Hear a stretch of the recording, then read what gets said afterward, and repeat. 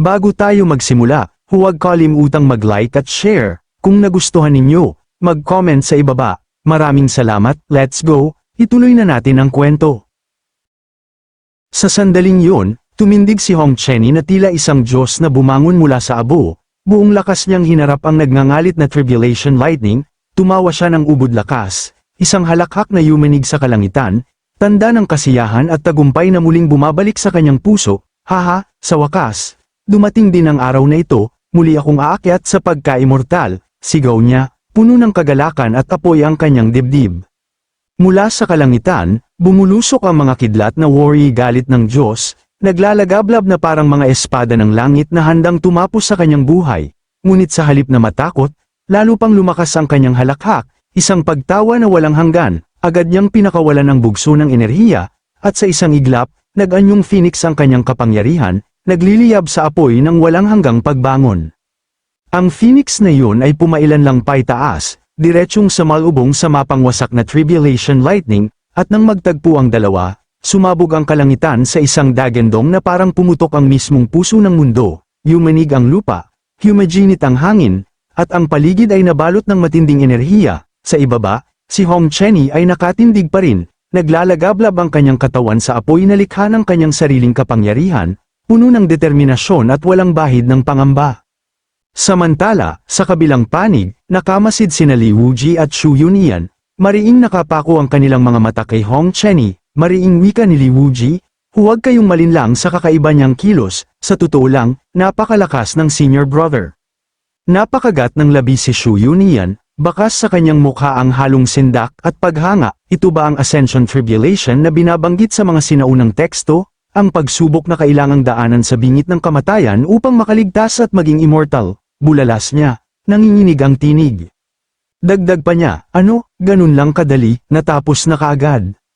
At sa bigat ng damdaming bamalat sa kanya, bigla siyang napaluhod sa lupa, worry dinurog ng sariling emosyon, bahagyang napatingin si Li Wuji sa kanya, puno ng pagtataka, si Junior Brother Ye ay isang halimaw, at pati ang kanyang disipulo, munting halimaw din. Tinuturing lang nilang parang ambon ang tribulation ng kidlat, paano naman kaming mga ordinaryo, mahinang saad ni Xu Yunyan, puno ng panghihinayang at pagkamangha. Nang marinig ang mga katagang yon, mariing sumiklab ang inis ni Li Wuji, sect master ng Xuantian sect, huwag niyo akong idamay, bilang ikatlong disipulo ng master, sa sobrang pag-aalala ko sa hinaharap, hindi na ako makatulog, sigaw niya, puno ng pagkabalisa at pagkadismaya. Sa sandaling yun, makikita ang mga kamay ni Hong Chenny na binalot ng nagliliyab na kulay bughaw na kidlat, napasinghap siya, halos hindi makapaniwala, nang mapagtanto niyang kakaiba ang tribulation ngayon kumpara sa lahat ng dati niyang naranasan, iba ang lakas ng kidlat na ito, mas dalisay, mas marahas kaysa noon, bulalas niya, nanginginig ang tinig sa pagtataka. Dagdag pa niya, at nasaan na ang immortal na ulan pagkatapos ng tribulation, bakit wala pa? Mula sa kalangitan, biglang sumulpot ang mga nagngangalit na lilang kidlat, tila bahatol ng langit sa makasalanang mundo. Nang masilayan yun, nanlaki ang mga mata ni Hong Chenny, halos hindi makapaniwala sa kanyang nakikita. At sa isang kisap mata, buong lakas na tumama sa kanya ang nakamamatay na Tribulation Lightning, napahiyaw siya sa matinding sakit, ngunit hindi nagtagal, agad itong naglaho, napasinghap siya, puno ng pagtataka. Agad na lumampas na sa 278 na kidlat, bakit may kasunod pa, at mas malalakas pa ito? Habang nakatitig sa nagngangalit na langit, mariin niyang sambit, dahil ba kaya ito sa pagtaas ng antas ng cultivation ko? Matapos niyang masambat ang mga katagang yon, agad niyang pinatatag ang sarili, pinakawalan niya ang bugso ng kapangyarihan, naglalagablab na enerhiya para sagupain ang mga kidlat, anuman ang dahilan, kailangan munang makatawid sa krisis na ito. Mariing sigaw niya, puno ng determinasyon at apoy ang tinig. Samantala, sa di kalayuan, makikita sina Ye Junlin na kalmadong kumakain ng kanyang paboritong sandwich. Nakatingala sila sa direksyon ni Hong Chenny, inaabangan ang susunod na kaganapan. Master, mamamatay ba si Senior Brother Hong sa dami ng kidlat na yan? Tanong ni Bai Xiaoxi, puno ng pag-aalala. Kalmadong sumagot si Ye Junlin habang patuloy sa pagmuya, hindi ko hahayaang mangyari yon. Ngunit biglang nag-abiso ang best friend na system ni Ye Junlin, Ding, natukoy na ang panganay na disipulo ng host ay sumasailalim sa pinakamalakas na 8-9 lightning tribulation. Batay sa datos, iminumungkahi na maghanda ang host ng piging, sanay maging masaya kayo sa inyong pagkain. Nang marinig yun, tila walang pakialam si Ye Junlin, patuloy lamang siyang ngumunguya, walang humpay, habang mariing nagsabi, yun na ba ang ikawalo o ikasyam na tribulation ng langit, at dagdag pa niya, hay, hindi ko alam kung ito'y sukdulang biyaya o sukdulang kapahamakan. Samantala, mula sa harapan, makikita ang puno at dalawang hayop, isang inahing manok at isang donkey na nag-uusap gamit ang kaisipan, mariing wika ng puno. Ang 8-9 lightning tribulation ang pinakamahirap sa kasaysayan, isang napakabihirang chaotic tribulation na may 72 kidlat. Kapag nalampasan ito, ang cultivation mo ay aabante ng 1,000 milya bawat araw, ngunit hanggang ngayon, wala pang nababalitang nakaligtas. Mariing sambit ng inahing manok, ibig bang sabihin, ang mga batas ng langit at lupa sa Kunlun Realm ay naging ganap na, noon, ang pinakamataas ay payak na 278 lightning tribulation lamang. Dagdag ng donkey, hay naku, mukhang katapusan na ata ng batang yon. Sa puntong ito, makikita si Hong Chenny na walang humpay sa pakikipaglaban sa sunod-sunod na heavenly tribulation lightning strikes gamit ang buong lakas ng kanyang katawan at kaluluwa. Bawat pagtama ng kidlat ay parang pagwasak ng langit mismo. Ngunit kahit nahihirapan, walang tigil niyang ginamit ang kanyang kasanayan upang malagpasan ang mapangwasak na mga tribulation lightning strike. Ngunit hindi nagtagal, isang napakabilis at napakalakas na kidlat ang malutong na tumama sa kanya. Dahilan upang siya'y mapa-atres ng ilang metro, bakas sa kanyang mukha ang pagkapagod at sakit mula sa walang humpay na tama ng kidlat. At doon, tumindig siya, puno ng determinasyon, nakaharap sa paparating na tribulation lightning strike, mariin niyang sigaw, sa ika-54 na kulog ng langit, isusugal ko ang katawang ito, upang wasakin ka at suwayin ang kapalaran. Sa isang iglap, tumama ang dambuhalang kidlat sa kanya, dahilan upang siya'y mapahiyaw sa matinding sakit. Nang masaksihan yon, napanganga sa pagkagulat at pag-aalala sina Li Wuji at Xu Yunyan, senior brother, buhay pa ba siya, saad ni Li Wuji. Pagtatakang sambit ni Xu Yunyan, nakakakilabot, 54 na kidlat, wala pa akong narinig na ganito.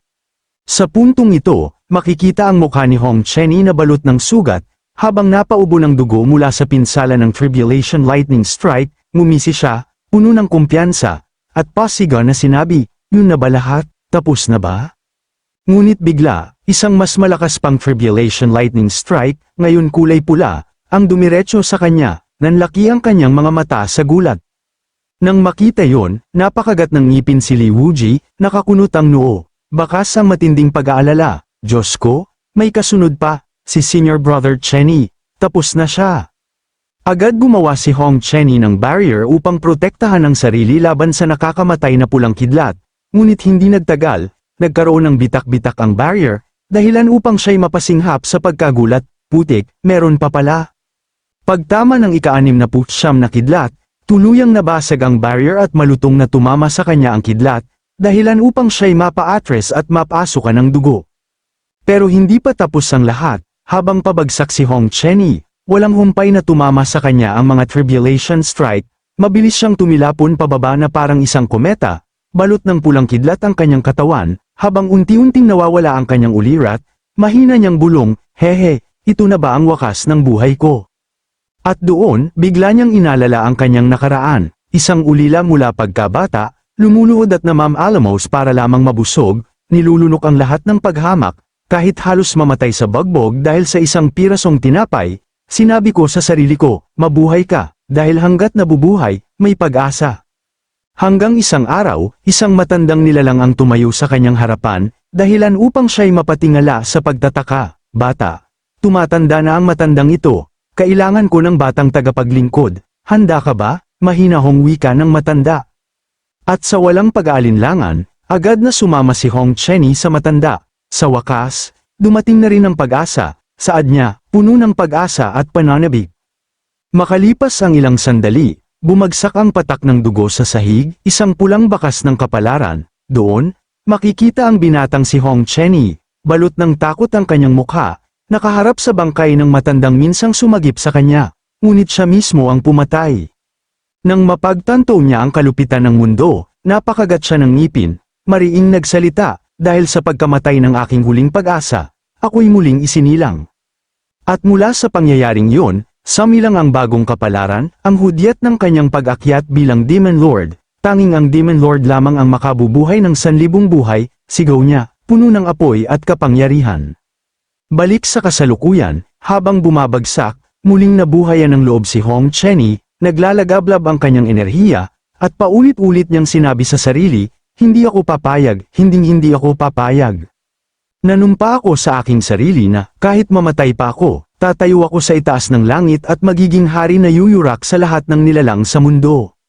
Habang iniipon ang kanyang enerhiya sa core, nagliwanag ito sa kulay pulang alab, mariin niyang sigaw, hindi na ako kailanman magiging palaka o lamok na inaapi at hinahamak, halika, pasasabugin ko ang aking sarili at isasama kita sa kamatayan, ikaw na ulap ng kapahamakan, ngayon na.